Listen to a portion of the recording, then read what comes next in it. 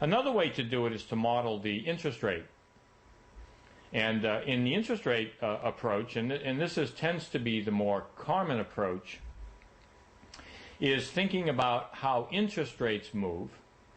And there are some questions. If you model the interest rate process directly, one is, if I have a process for, let's say R here is the short rate, the overnight rate, and I have a process for how the overnight rate will move through time, what does that tell me about the pricing of bonds today? How do I make the transition from stochastic information about interest rates to a market price today? Is there an approach to that?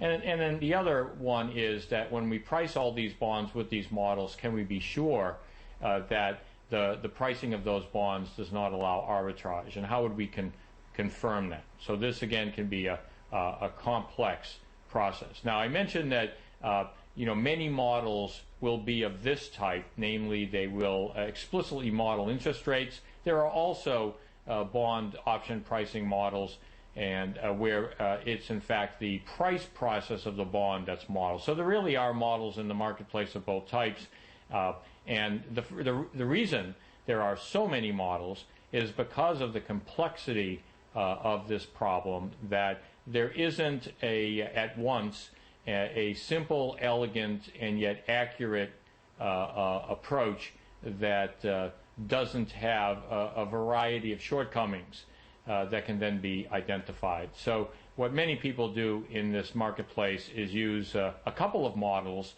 for their various purposes to make sure that they're capturing the advantages of each of the models, but at the same time not being too vulnerable to the shortcomings of each of the models.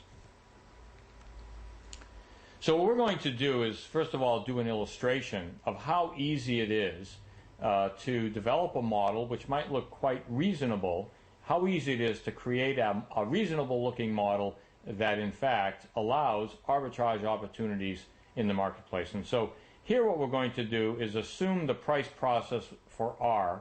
Let's assume that R behaves according to that stochastic process, which was called Formula 24.2, but it was the one just in the prior slide. Let's go back to it. So we're going to assume that interest rates follow this process, short rates.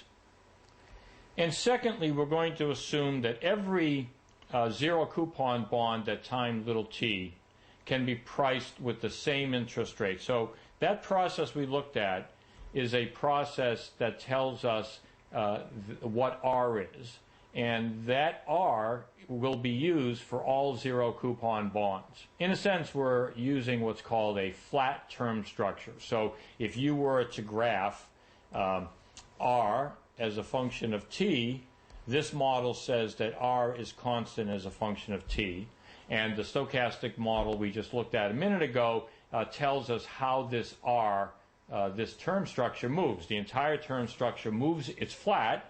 And number two, it moves in parallel. The entire term structure goes up or down according to that process.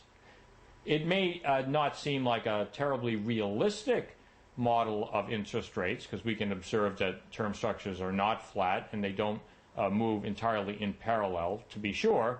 But one wouldn't immediately intuit that this model is fundamentally flawed in the sense that it actually creates arbitrage opportunities. If the market had this kind of pricing in bonds, investors could make risk-free profits, and we'll see this next.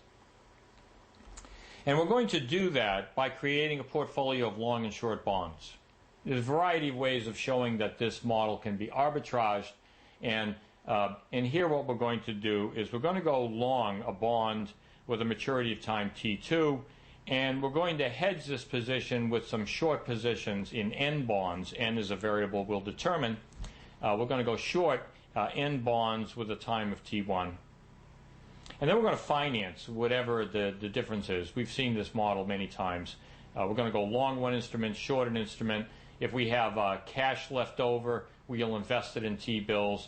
If we need cash, we'll short some T-bills. So it's the typical portfolio approach. So our investment portfolio, I, is made up of the price of a long bond. We have N T1. Later on, we're going to want T1 to be less than T2. So we might as well say that that'll be our conclusion. We'll want T1 smaller than T2. So I'll make it easier to refer to T2 as the long bond. So we have one long bond. We're going to be going N will be negative. We'll be shorting some of these shorter term bonds, and then we'll have W will be our cash position, T-bill position. We want to set up this portfolio initially so that it doesn't cost us anything. And that makes it easier to identify an arbitrage, because you remember, if you have a portfolio that costs you nothing at time zero, and you can determine either that you have a profit with no risk, that would be an arbitrage, or if you have a risky profit but no chance of a loss, that would also be an arbitrage. So when you have an investment that costs nothing at time zero, the only acceptable conclusion in the market is that the future profits can be profits or losses, and that each has a probability that's non-zero.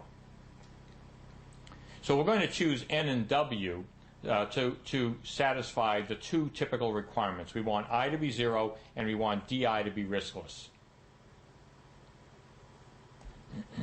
So we're going to use Ito's lemma on I, and to do that we need some derivatives. You recall Ito's lemma says if you have a function of a stochastic variable R, we can determine the process by taking some derivatives of the price functions in I. So it's actually the derivatives of I, but of course I is just a couple of bonds. So here are the derivative functions, which are quite easy to come by recalling that P is by definition e to the minus R T minus T. So the derivatives are quite straightforward.